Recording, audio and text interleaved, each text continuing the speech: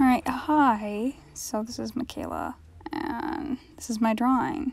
I didn't start recording right away because I didn't think of recording until I had kind of started the lion's head in the middle there. So I'm working on this project for school. Basically the project was to draw, for this one,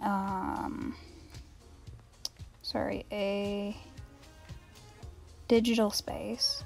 So this idea actually came from a dream where I was driving down a highway and I went over like a bunch of bridges of highways, like those ones in California kind of. And then that went straight into like these beautiful blue mountains and then around this bay and then up to this bridge. There was like a mini Eiffel Tower and then a bridge with this giant lion woman on it. And I couldn't really remember exactly what it looked like, so I couldn't duplicate it, but it kind of inspired this idea of where there's all these different pathways down at the bottom here, and then one of the pathways leads up to the lion head, and one kind of off into the distance of the mountains. I do want to spend more detail on this. I've handed it in, like it's complete now. One thing my mom noticed about the reference photo I created of this, because basically what I did to make the reference photo was I took an actual highway, I took some mountains and a lion head and basically cut them all up and put them all together. So in the middle there's a bit of a river, and then there's the bridges in the front that I cropped the lion head off of a statue, and then I duplicated the mountains and I warped them so that they would kind of be pointed inwards, because that's what it was like in my dream. And my mom said she thought that they looked like wings on the lion, and you might notice that more as I get closer to being done. You might notice it now. Yeah, right now I'm just going through and filling everything in with chalk pastel, or soft pastel. It looks very rough right now, but it won't remain that way. It'll look a lot nicer later on. I'm just gonna let it draw. Oh, there's my dog. Yeah, that's Molly. I'm just gonna let me draw for a little bit, and then I'll continue talking once there's a moment.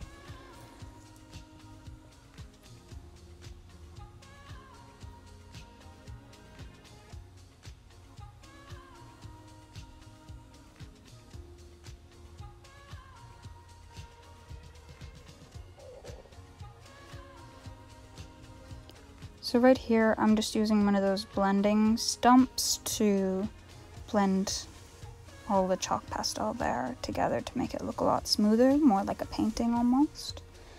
Just kind of what I was going for. I wanted it to look kind of like a painting in the end. I did have some trouble knowing what was connected to what here in terms of the pathways, because they kind of layer underneath each other. I don't know how people do those super complex kind of like vines and stuff like this that are just like way more complex than this. It boggles my mind. Occasionally you'll notice me like kind of rubbing the board with the blending stump. That's because I want to get rid of some of the excess color that's on the stump that's gonna like make a mess. Yeah, there's my dog again. Okay, so I'm switching over to my other drawing now. So this is how I transfer it from the photo. So I create this grid measured out, and I have a grid on my reference photo also. And basically you label each of the squares, like A1 or B7 kind of thing, and you draw square by square. Kind of just helps know where everything is. It was nice for this one because, well, it wasn't very useful for this one specifically because I did mess up the squares, so it all ended up being a little bit off. But that's okay, I don't mind.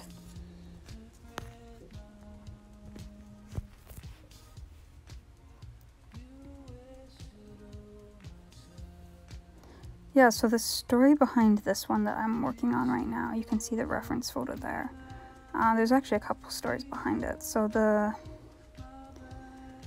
building they're in, I'll tell you after, when it gets back to there. Right here, I decided I was gonna clean my oil paint containers, and then as soon as I cleaned them, one of the reds got a hole in it and got red oil paint on everything, so all of this work was for nothing.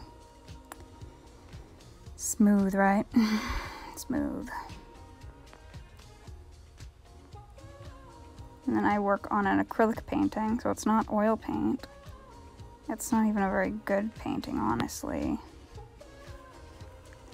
I just wanted to play with paint. It's been so long since I painted anything. And it ends up turning into a finger painting very quickly because I was like, I don't want to wash the brush. I don't like this. I'm just gonna do what I want to do, even though it looks like a turd. Geez, she kind of looks like a scarecrow for a second there. He still kind of does. It's kind of scary, honestly. And then, like, the way I was filming kind of cuts out the whole face, so you're never gonna see that, which is sad, but that's okay. You can still see me enjoying myself there. I think it turned out kind of cool. It's not anything special, but finger painting.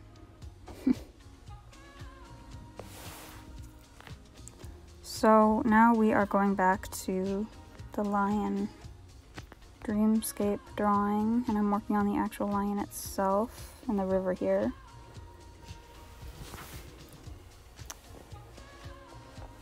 So kind of what I'm imagining for this is that, like, you're going through like all these different pathways, and then you just kind of go through the lion and appear in some other place on the internet kind of thing.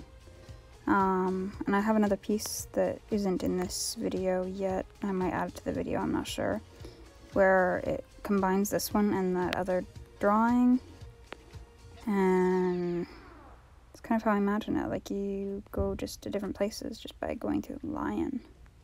It's kind of a fun idea. So I'm kind of just blocking in the mountains in the background. Not a huge fan. The frustrating part about this is I want to add so much detail to the mountains, but it's the front that needs more detail to make it, you know, have depth. But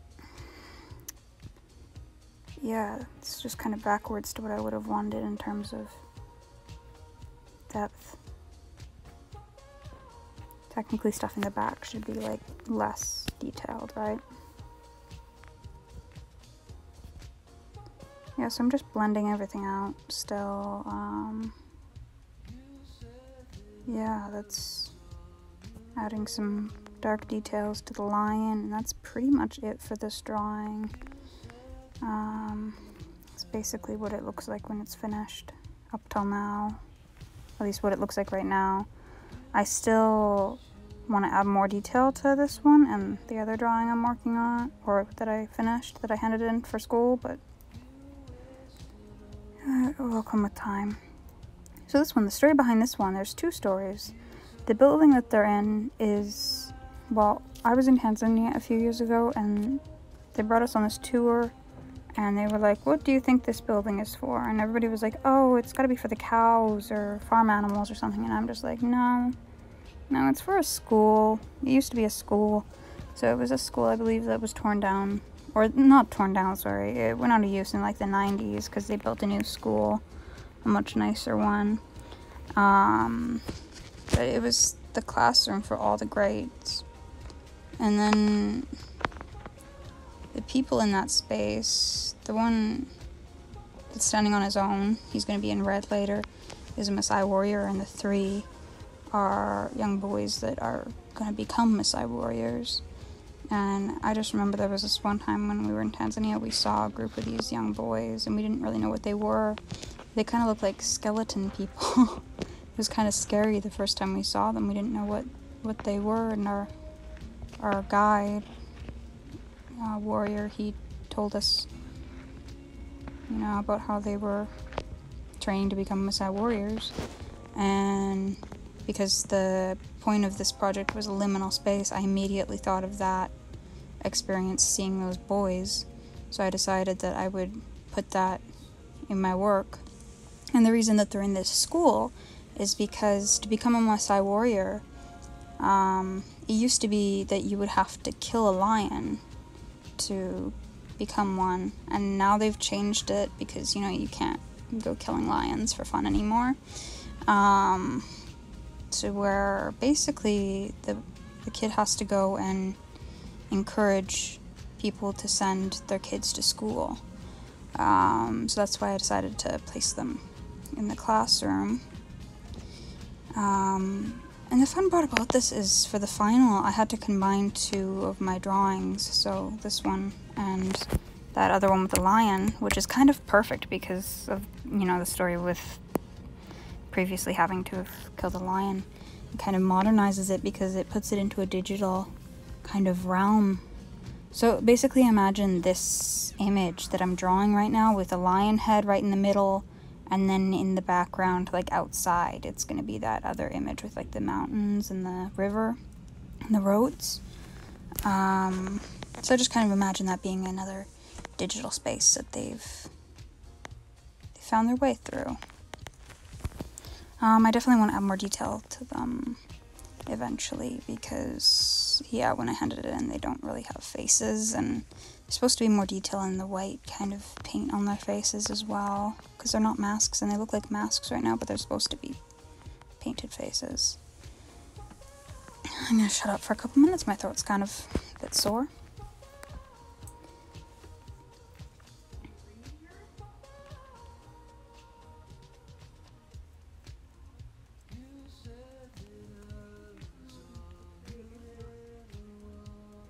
So I'm just kind of blocking in some lighter colors, the whites right now, and the light grays. Kind of tried to work my way from lightest to darkest for the background here, just because it's easier to add dark than to cover up dark. It's always easier to go light to dark when you're making art. So yeah, my wrist was starting to get really sore because I've been drawing so much, so I wrapped it up for a little while here. And keep in mind, this is all done in segments. I'm not doing this all in one sitting. I've edited it all so it looks like one sitting, but it's really not. You can kind of see how the light changes and all that.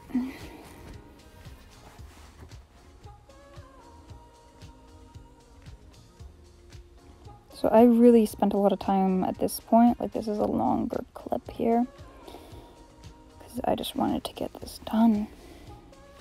I mean, I should be actually working on my next piece right now, honestly, but I'm doing this instead.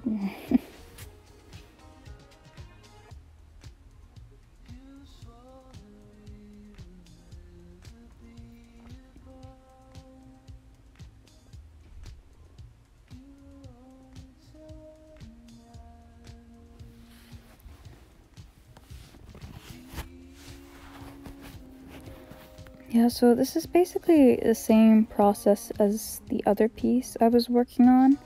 So I did it all in chalk pastel, or soft pastel as some people like to call it, and then I've just gone back in with the blending stump and blended it all together.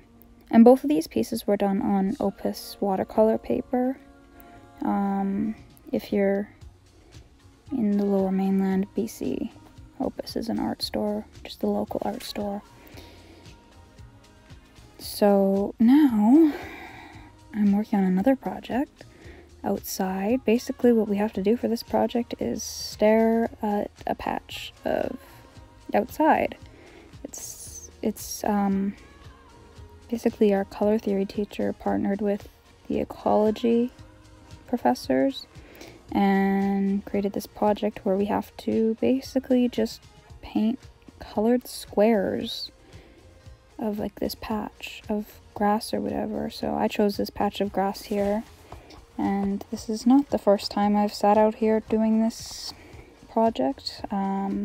For this one specifically, I wanted to focus on yellows because I actually struggle to see variations in the color yellow. So this was very interesting because I actually did get a lot more shades of yellow and yellow colors. So like everything here has yellow in it, even that red and green.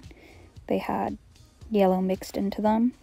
Yeah, yellow is just a color that I struggle with, which is normal. I mean, like, there's people on all spectrums of the ability to see color.